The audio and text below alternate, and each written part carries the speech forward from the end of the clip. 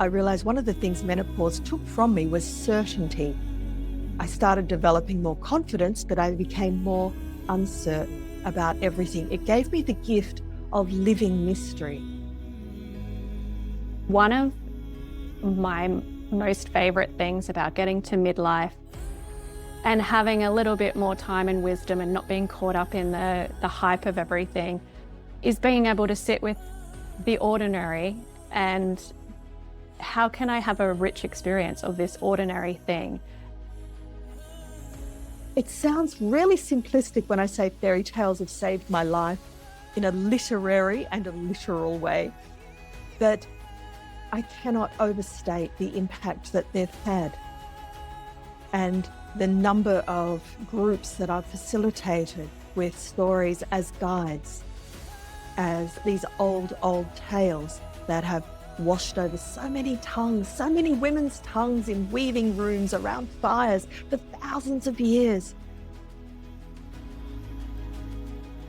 Welcome to the Peri Moon podcast. I think today I might even introduce my guest with a little story. If anyone is deserving of a story, it would be this beautiful woman. So we first met when I was at university, my final year of study, and Jackie was my clinic supervisor and saw something within me, and we got to play with flower essences together, and there was something so archetypal that she recognized in me that was just such a glory to, you know, be witnessed in that way.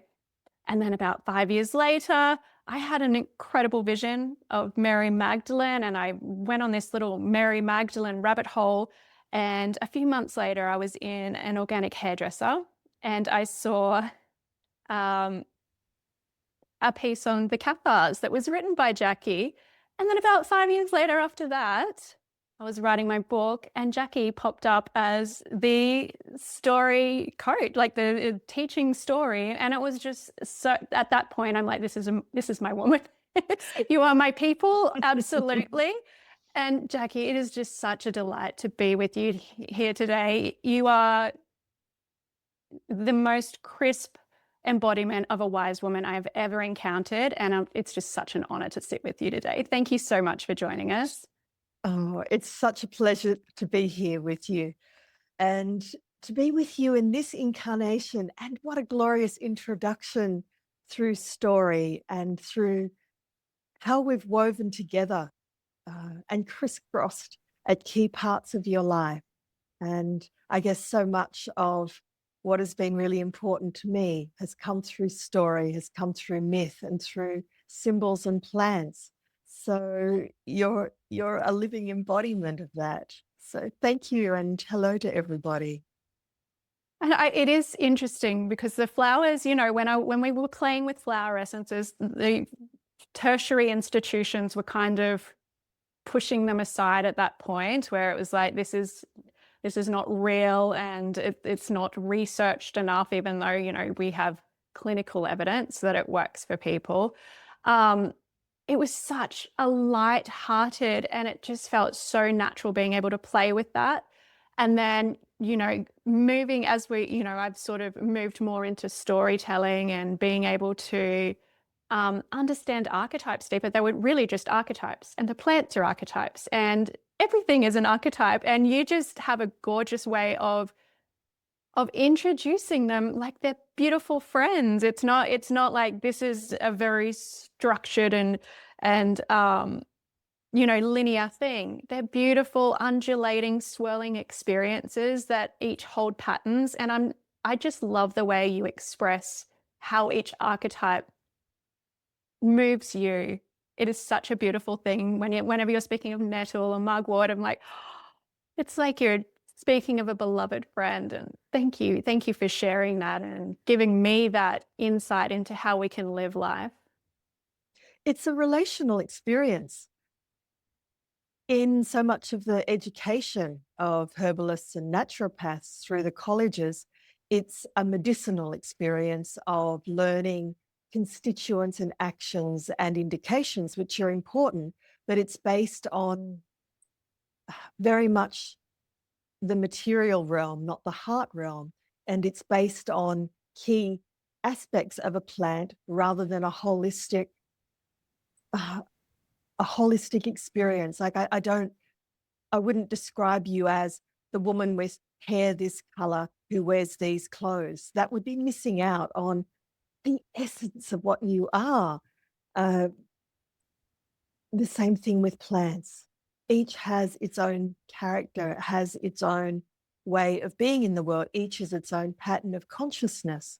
So when we can slow down and learn to perceive from within that perspective, then we come into communion with it, and then we can offer that plant from a place of deep knowing and reverence and honoring, and it's a participation, it's a conversation that you're then sharing rather than something that is a discrete, as in DISCRET, as a medicinal action.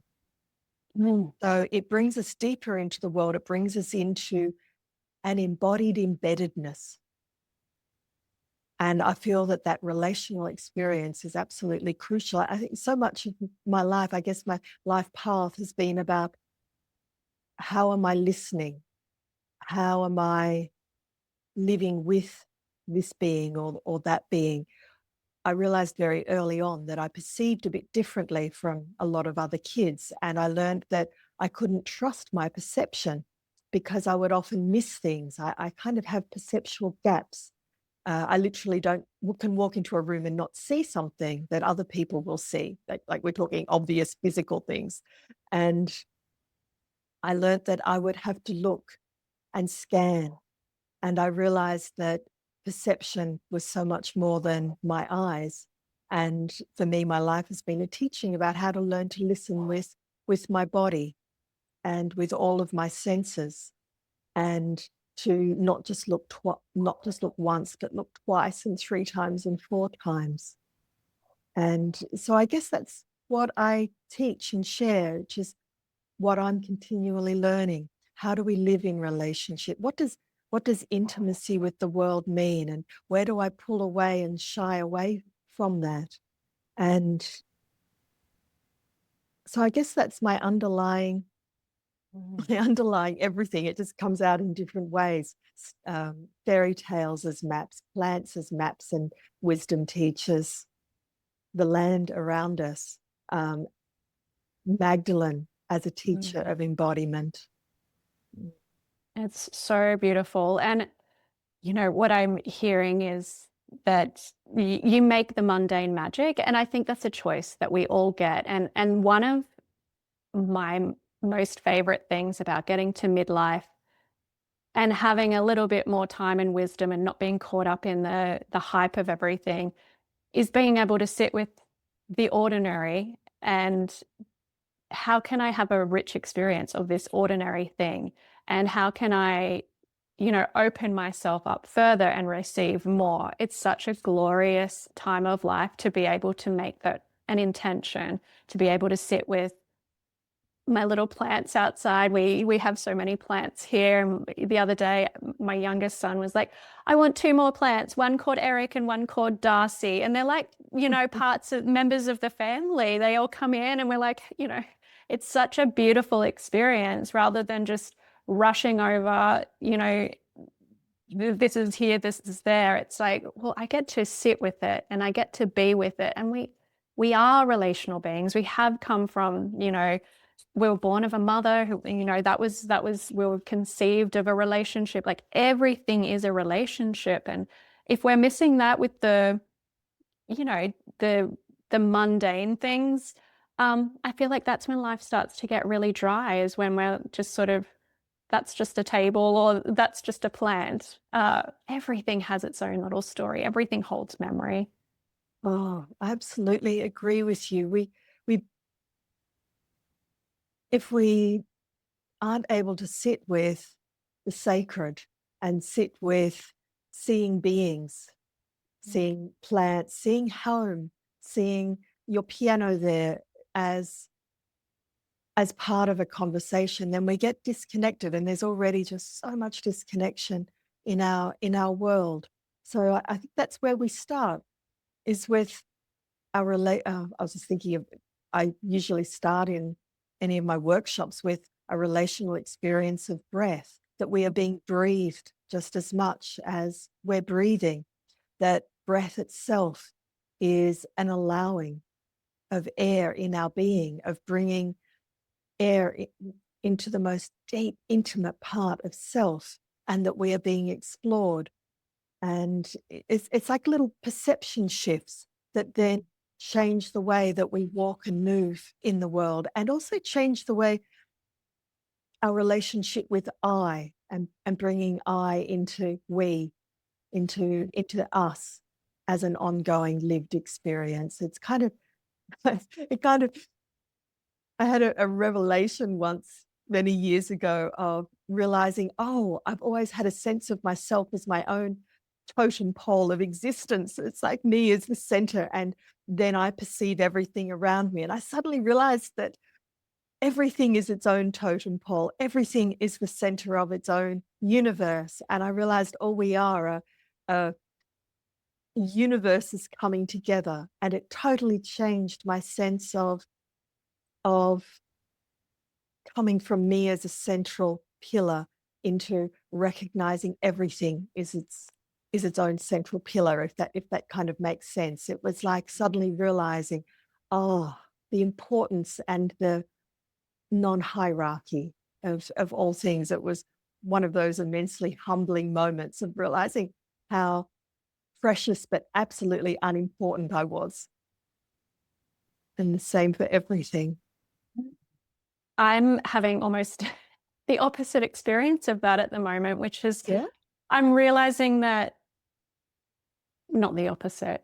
There is no I. There's just so many archetypes within me, and they each get a voice every day. And one day this may be, you know, at the moment I'm really exploring my art more and expression more. And sometimes it might be, you know, this day the whimsical wants to show up and she's the center of the universe, but you know the rest of us have to take a back seat, and it's a beautiful reorganization of who I am, and how, you know, one day an archetype might be something I'd consider part of me, but it's very much in my peripheral. And then I feel like there's an extension of that. There's a oneness, because there's Darcy over there, Ari's plant, that's also an archetype, that's also an extension of me. So it's almost like I'm having this dissolution, but each of those archetypes is the center of the universe for that moment. Oh, I love the way you're describing that. I'm having a sense of this enormous mansion of Nellness, and incredible doors that you can open, and oh, there's this aspect of me, and this and this, and realizing that there actually aren't any walls at all in there. There, yeah.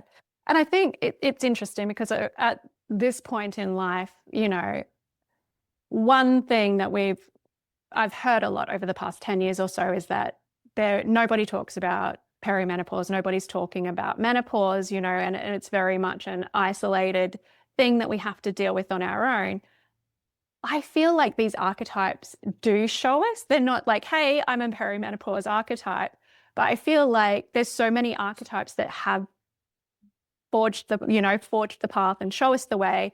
And I know you do so much work with story and archetypes. Are there particular folk tales or fairy tales that you lean on or you move towards to explore these deeper? Actually, what I'd like to do is to backtrack a little bit. It's for a preamble to fairy tales and archetypal energies.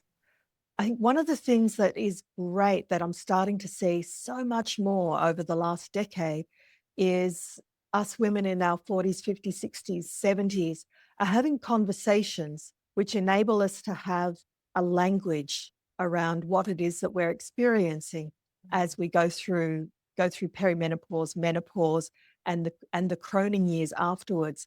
It gives us more of a cohesive language to understand the uncertainty of what it is that we're that we're going through. So, because there isn't with menstruation, there's a key threshold. You're either bleeding or you're not bleeding.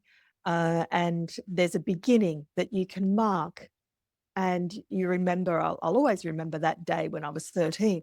But with going into perimenopause, it slides in for a number of women over years. So there's not one pivot point, and it also it puts tentacles, little cobwebs out into every aspect of our life. So it's not relegated um, to reproduction only. It's related to how we think, how we feel, how we act, how we move in the world. So it's this organic, universe-sized, non-threshold threshold. It's an initiation process. I think one of the things that really came in for me, I actually had a very sudden menopause hit. I was regular every 3 weeks, and then I had an emotional shock that was quite fast, and that was it. And I never bled afterwards, and I went straight into menopause at 48. And so it and one of the other things as well with menopause, it's just becoming accustomed to those incredible identity shifts in our sense of self. As what I was saying just totally disappeared from my mind. I'll just digress for a moment. One of the things I've found is that because I can't rely on my mind memory in the same way, uh, and I found for myself and talking with a lot of women, which is back to why conversations are so great, is that we need to rely on a different place from where voice and memory and knowing comes from. It's this chthonic, earthy drawing up of voice that comes from belly, that comes from ground, that comes from rock and plant, comes from Darcy, your other Eric. It comes from around us as much as through us. So there's a different way of being a conduit. I feel that I'm only just starting to get language around. So having conversations really help with that. One of the things that really kicked in for me was going from lunar cycle to Venus cycle. The moon cycle was too fast for me once I stopped bleeding. I didn't have time to drop in. So a whole other awareness of an initiatory cycle came in, and I began dropping in very deeply with Venus and the myth of Inanna, because I had a month with each different stage. I had 9 months of in the descent, 9 months roughly in the ascent. I had underworld time. So it meant that there was a cycle that I was able to allow myself to recognize how embedded I was within that deeper, longer cycle of it's about 19 months and the petals of the rose. So I feel it's really important in this somewhat amorphous time of amorphous in that it is so profoundly changing, and yet it's slow and it's deep. It's and so many different levels of our being that become altered, and the way that it changes our sense of self and our sense of identity.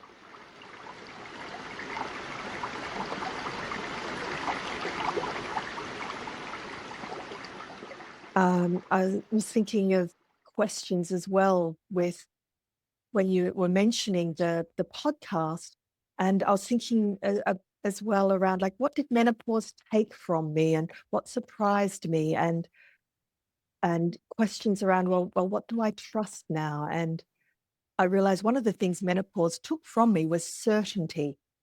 I started developing more confidence, but I became more uncertain about everything. It gave me the gift of living mystery. And I realized within living mystery, and also for me, I had a few years of health challenges as well, which threw me into I cannot trust my body. And it threw me into I'm walking with death in a different way. And it brought me into a relational experience with my body that I'd never had before. the upshot of all of that was I realized I needed maps. I didn't have a map. I didn't have a lamp. I needed something that would help give me a labyrinth to walk around. And I also wanted some wisdom guides along the way. So what I began relying on more deeply were fairy tales. And it was accidental in a way. I've been working with story for a long time, but suddenly it was like rising up from my being were fairy tales, which I was initially despising of. I loathed Red Riding Hood. I loathed Sleeping Beauty. And they were two that led me on years-long journeys. And I don't believe there's any one particular fairy tale for any woman. What I do is I support women in exploring tales that might arise for them, because I feel that our own stories and the stories that come to us are portals. They're gateways into resurrection, restoration, revelation. It's very alliterative, isn't it? Into a lot of R words for ourselves: revelation, restoration, resurrection, into nourishment of self, because it gives us a framework. Our own stories,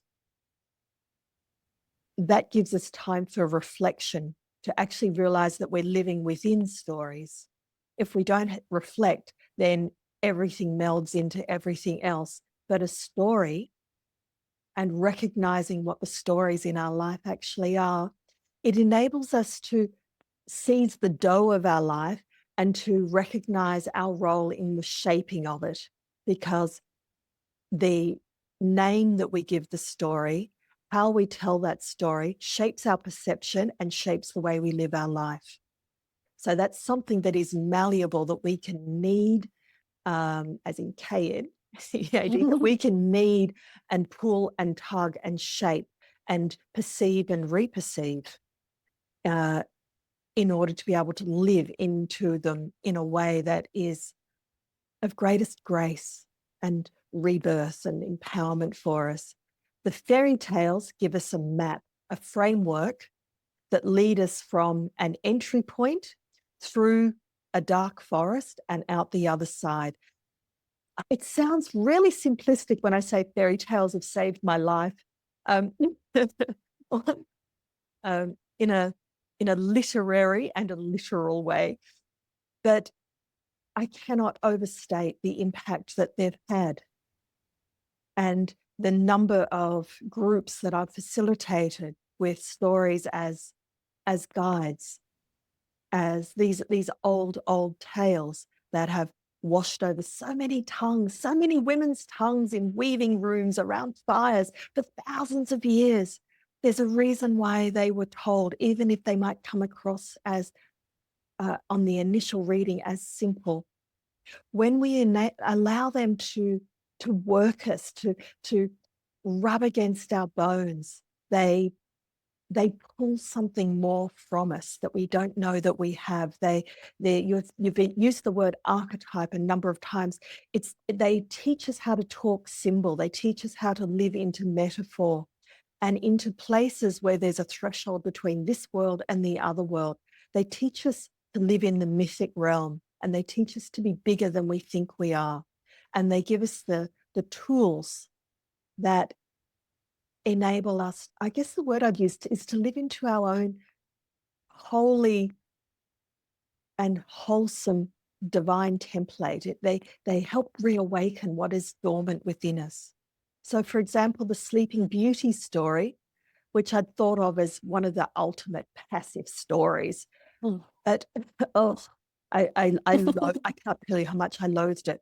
But easing that out, sitting with it, letting it work me, I realized I started working with the power of sleep and dreams in a new way. I worked with the way that I was walling myself off in my own tower from the world, with the ways that I wouldn't actually extend myself, the ways that I was scared, the ways that I was withdrawing from power or holding myself in a small way. But I love the way fairy tales hold polarity. That tower was protection and withdrawal, but it was also sanctuary and sanctum and safety and uh, a place of restoring. So it was a place of holding as well. And the other thing that it really brought in was the energy of the briar roses. Those darn briar roses killed any prince that was coming to find the princess. They were fierce. They kept her protected and safe and supported until the right one came in. And then that was all right. So it really steeped me. This was back when I was about 48. So it's a dozen years ago. And I dived just absolutely headlong into the energy of the rose. And Rose still carries me and holds me so much. It's a huge teacher. And Rose allowed me to be vulnerable in new ways. And so did that story.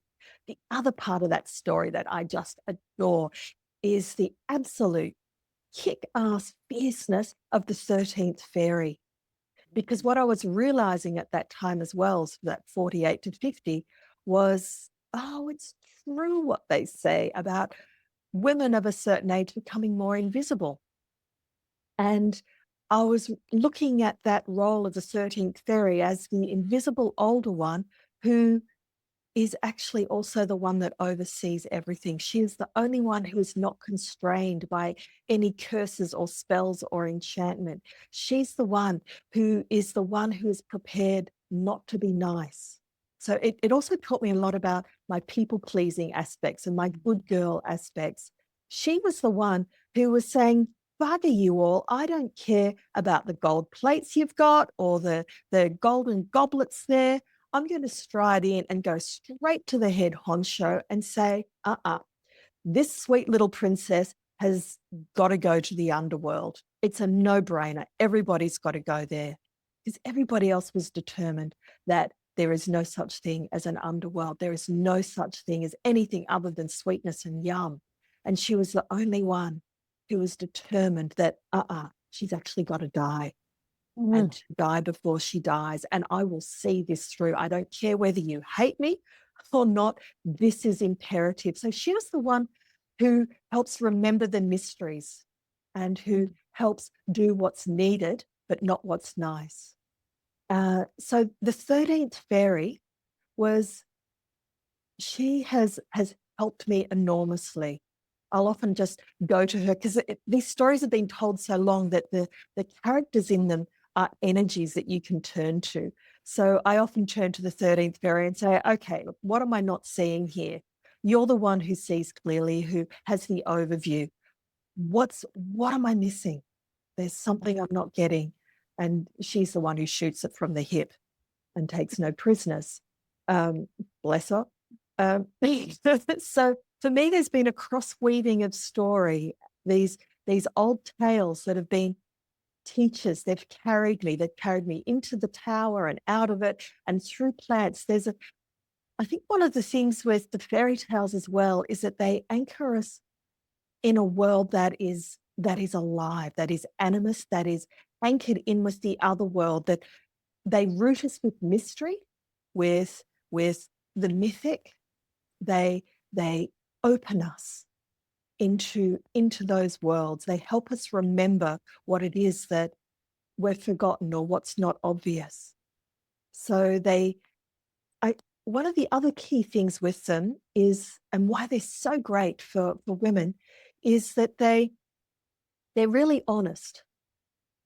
While Disney has, I just won't even go there, Disney-fied things for their own reasons, and the Grimm brothers also, but the early versions of a lot of these fairy tales, they're gritty and gutsy and honest. They don't say, sweetheart, it's going to be easy. You're just going to marry and be happily ever after.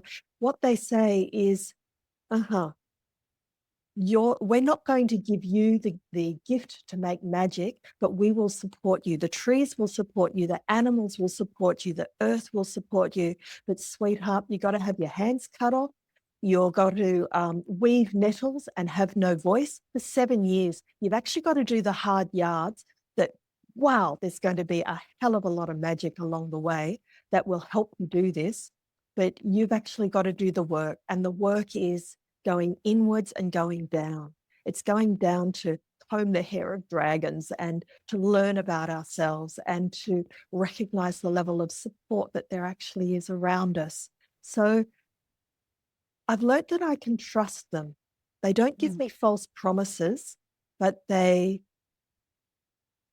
give us the gift of seeing more truly and of knowing what it is that we're capable of, that no matter what we go through, we can grow our hands back, that we can learn to be kinder and more compassionate and more loving, and we can become companions of Baba Yaga, that we can walk into the forest and we can shine our own light and we can live in relationship with the darkest, fiercest, most potent things, and they can become companions and part of our being, and we can walk in and to walk out again with wholeness and integrity and love and trust, and with pockets full of skulls with fire beaming out through their little eye sockets, and we can bring that fire home. There's something about these fairy tales give us the gift of the hearth back. They're and they bring us together. One of the things that I realized early on is I can't just keep this to me. This what I'm going through. I need more voices. I need more conversations. So for very, very non-altruistic reasons, I started creating circles with fairy tales because I wanted to make it bigger. And I started having a lot of groups where we'd explore for weeks and months on end some of these tales, and where they took us, whoa, that just knocked my knocked my wig off. What became possible within the chalice of a group, and that's what I feel is really so crucial for us through this these initiation years of the menopausal years of our croning, of becoming a maven. There's what's important relationally, with land, with self, with all that we're becoming, and with each other. I've realized the importance of being, I'm such an introvert, but the importance of community. Yeah, I important. think I've been in your groups, they're amazing. And yeah, I feel there's something about sharing the medicine of folk or fairy tales in a group that you can't experience on your own, because, and I think this is, you know, maybe it's an evolutionary thing. We used to sit around the fire and listen to these stories. There are little highways in our brain that are like, receive them with such ease, and we can drop that the linear mind and the cause and effect, and we move into more of a what if and infinite possibility. And when you're in a group, it's interesting because somebody might be, you know, feeling like, oh, I didn't like this character. It made me, you know, I really evoked this experience with me. And the other person's like, oh, but that's where I got my hope from. And you can see just how multi-dimensional all of the characters are, and how the story is so dynamic. And every day, you know, you go back to the same story and it'll be like, oh no, today I'm feeling like this part of the story can hold me, and this part's the part that's I'm rubbing up against and it doesn't feel so good. So maybe I should be doing a little bit of work there while that other part holds me, and while, you know, this maiden just frolics in the field. You know, there's so many aspects to it all, and it is such a gift to be able to sit amongst other women and hear their experience, and to be present with the experience as well. Yes.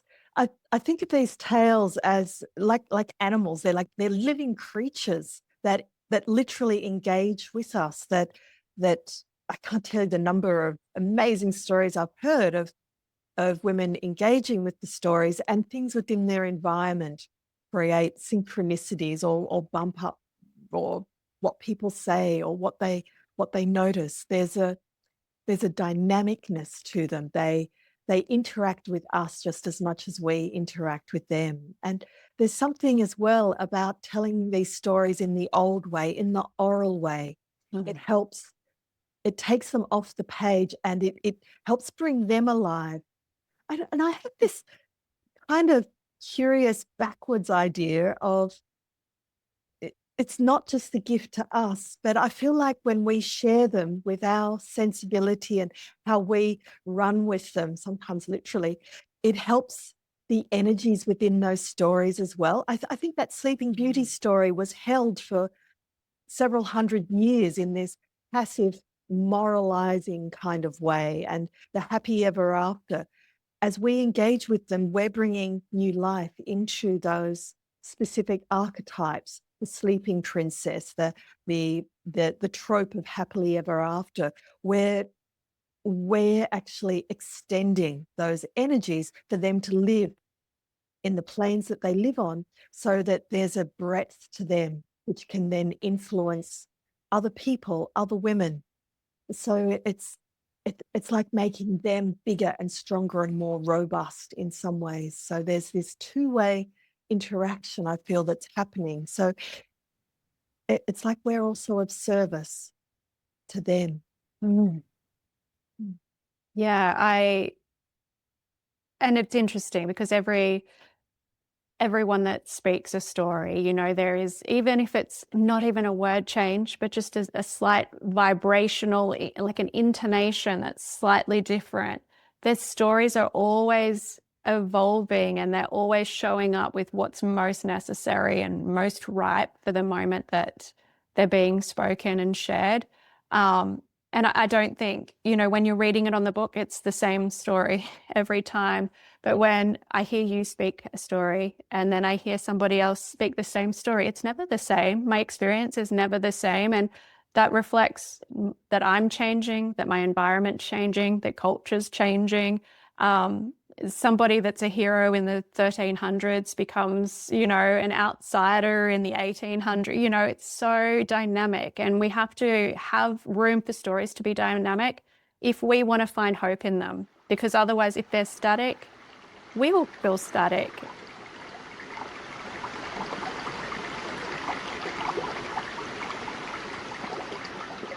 Yes. Yeah. Oh, you put that really beautifully. Yes, definitely. There's something about feeding the story as well, for them to then feed us. And there's also something about hearing the stories over and over. I remember once a number of years ago, I was doing another Persephone ceremony, and someone said, "Oh, and I've done Persephone," and I was thinking, "Oh, okay, I shouldn't put on another one. I did that. I did that 2 years ago," and I realized, no, we actually need to hear these stories over and over. Venus doesn't just do her cycle of the rose pattern of her transit, that pentacle in the sky, once. She does it every 8 years. There's a pentacle that's formed in the sky. There's something about the repetition and how we hear it each cycle. It's not just 1 month of the moon going around, or 12 months of different lunar cycles. There's an eternal cycling. There's something as well about coming back to rest within a story and coming back to it in the iteration that you are here now. There's, for example, with Red Riding Hood and the story of La Loba, I've run groups called Wolf Song, and I think I've run them about 6 times now. There's something different each time. I'm still learning from those stories, and I don't think I'll ever stop, because how they interact with me keeps becoming richer.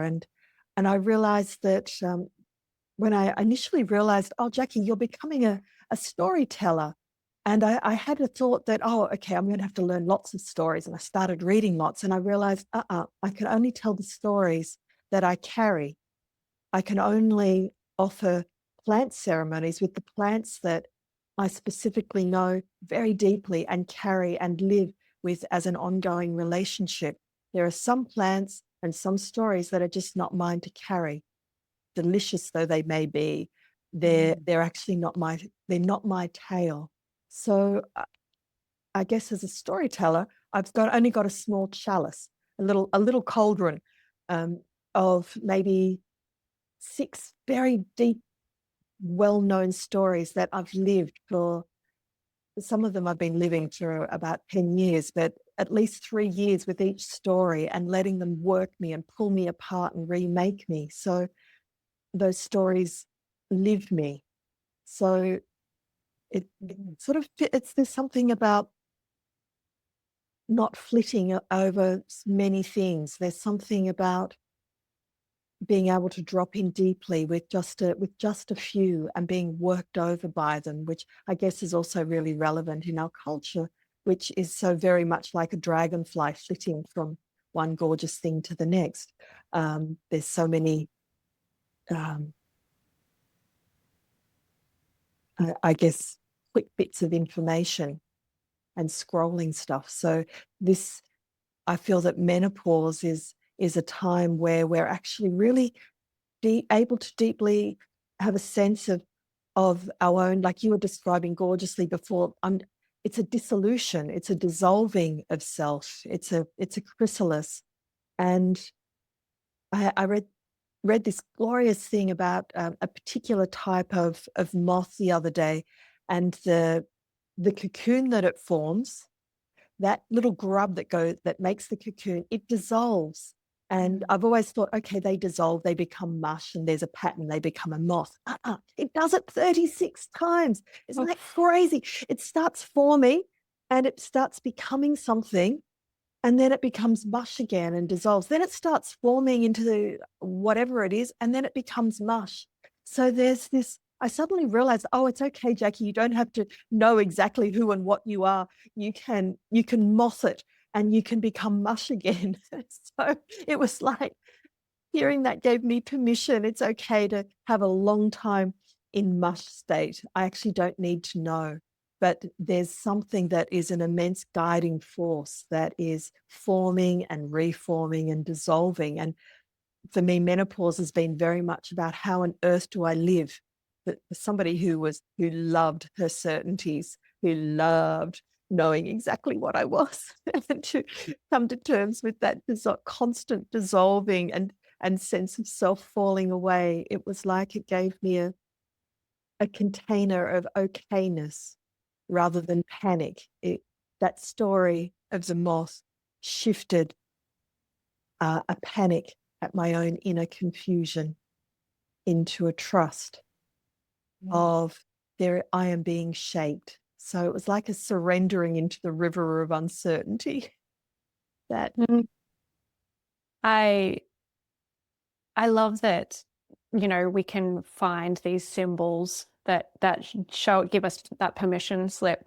And I feel you're very similar to me. We've probably always had a relationship with story and curiosity and sort of stepping back from things and having a wider scopic of what's going on. But I know for many people, they live very much in their own world. And how would you help somebody if they don't know how to step back and look at themselves as, oh, this is a moth experience, you know?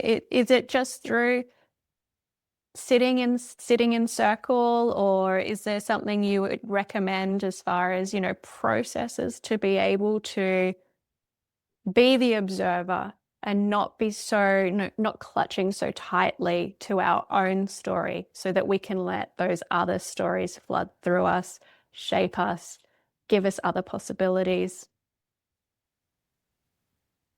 there's usually something that sparks a question, or recognizing that there is a question brewing in us. And that something is usually uncomfortable and chaotic. I'm not coping. I'm feeling, I feel kind of crazy in myself. I'm having a breakdown. My nervous system is falling apart. I'm it could be an emotional state, a mental state. There's something that usually tips us in some way. And then we realize that we're becoming a seeker because we're not coping in a way that we used to. And there's a level of vulnerability that we're tapping into that incites curiosity and usually extreme discomfort in some way.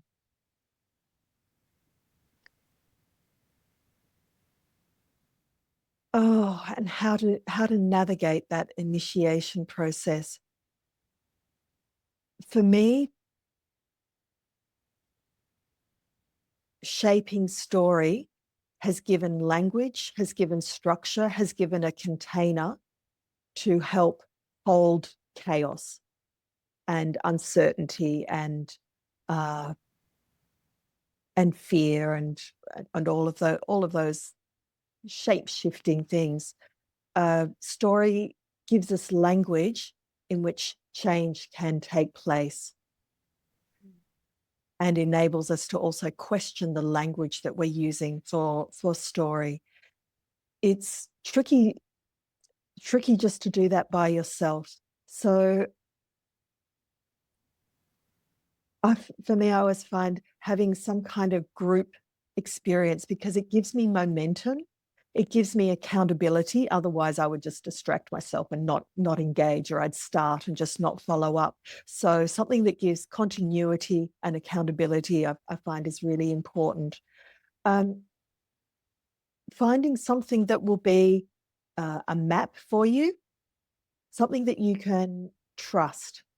For me, that's been myths and fairy tales and Venus. Venus has been doing her pattern for billions of years. I can trust that pattern will continue. And there's an enormous body of women's knowledge and information about that, which has been encoded into myth. So we can actually read and journey with Inanna's journey as a map and as a way of navigating those underworld experiences, and that will also bring you up. So we need things that can carry us through and bring us up, as well as hold us as we go into that underworld experience, into that descent, so that we don't get stuck in any of those places. So there's a carrying that happens. For some, and for other women, that might be exercise. I think really in menopause, the relationship with the body changes so much as well. I've grieved how I'm no longer as strong as I was, not as physically strong. There's been a change in my strength and a different relationship that's had to come in with how I nourish and support my health, the things that I can't take for granted anymore. My body has stopped being something that enabled me to do what I wanted into something that I've actually needed to tend in a way that I've never had to tend before. So that physical body relationship as well starts to come in. So for me, the other really huge thing has been the way landscape and plants will hold me, and have been wisdom guides. For me, there's been particular key plants. There's been rose, mugwort, nettle, yarrow is coming in the last year as well. So there's been key particular plant teachers of growing them, living with them over months, over years, knowing their cycles, taking them as a tea, talking with them, sitting with them, knowing their stories, knowing their myths. They've been huge, absolutely enormous teachers. They've given me, I guess you'd say, pillars of wisdom. The energies of the Magdalene and the Gnostic wisdom of Sophia has been calling me, and I've been traveling to France. I've been lucky enough to be able to go to France most years for 2 to 3 months, and the landscape over there has taught me a lot about the wisdom within the way of love. So it's been an allowing of landscape, of place to teach me, of water, of earth, of fire, of air, of their elements, and what's held in the land there, what stories are held there. So it's been very much an ecology of story, of place, and how that speaks to me and through me. So coming into that relationship, I guess it's not a very simple, easy 3-step answer to that question that you've asked, but plants, place, and story and Venus have been the guides, the map, the framework, the wisdom for me to dissolve and to land in what it is that I can trust, and to help find what might be true in me and around me. I think it's one of those cases again where you can't expect full and rich relationships with people if you're not opening yourself up to full and rich relationships with your landscape and with the things around you. One thing I would like to say is if anyone hasn't seen the Venus rose and the pattern it makes in the sky, I highly recommend you Google it. It is such a spectacular illustration of the innate wisdom of creation, however you feel creation, magically happened or spontaneously it happened. You cannot deny there is something innately beautiful in the Venus rose as it makes its procession through the sky. And it's no wonder that it's been revered for thousands and thousands of years as, like, you couldn't look at it and not think that's perfect. It is perfect. There's a definite shape to it. There's a definite map there that we should be following. I don't think, even the moon, as you were saying, it is quite rushed. It is quite a rushed experience, being like 2.5 days in each sign. And, you're really trying to anchor in. You just start to anchor in, then it's changing again. Whereas with the Venus rose, it's such a beautiful thing to witness. It brings up that symbology of the rose, relationships, love, the path of beauty, all of those wonderful things that you get to teach when you're over in France and you're holding your retreats, and the things that you really anchor into in your work. Jackie, it's been such a pleasure having you here today. Likewise. I feel like I could talk forever, but I'm mindful. We can do this again. Yes, absolutely. I would love to. It's a delight. I was just thinking of Venus. Why just travel in a single ellipse? Why travel in a line when you can dance in circles in a pentacle and you can spiral around the sun? I just always think of Venus doing this glorious sensual dance, this gorgeous belly dance around the sun over the each 8 years, forming a new petal.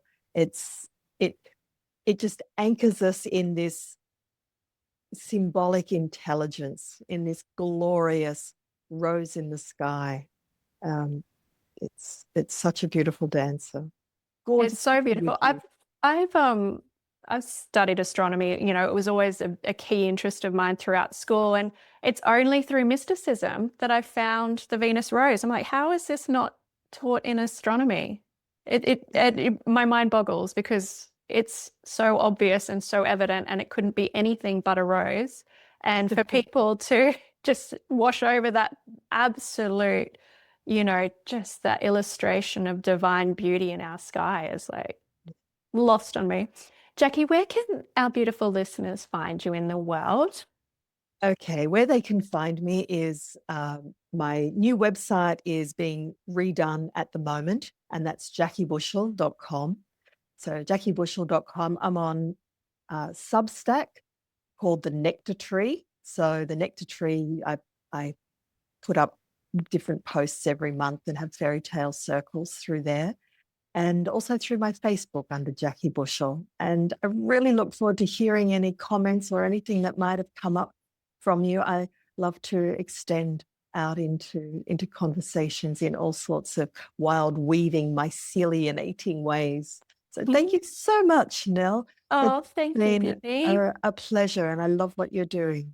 Oh, thank you so much. You're such a great mentor and inspiration to me, and you really walk the path. It's such an honor to watch you in all of your wisdom and how you show up in the world and how you serve. And thank you so much, Jackie Bushell. Thank you. Thank you. Thank you for sitting with us today. It has been an absolute joy. If you'd like to work with me or connect with any one of our beautiful guests, you can find everything at perimoon.com.au. And until next time, may you find yourself all the way alive.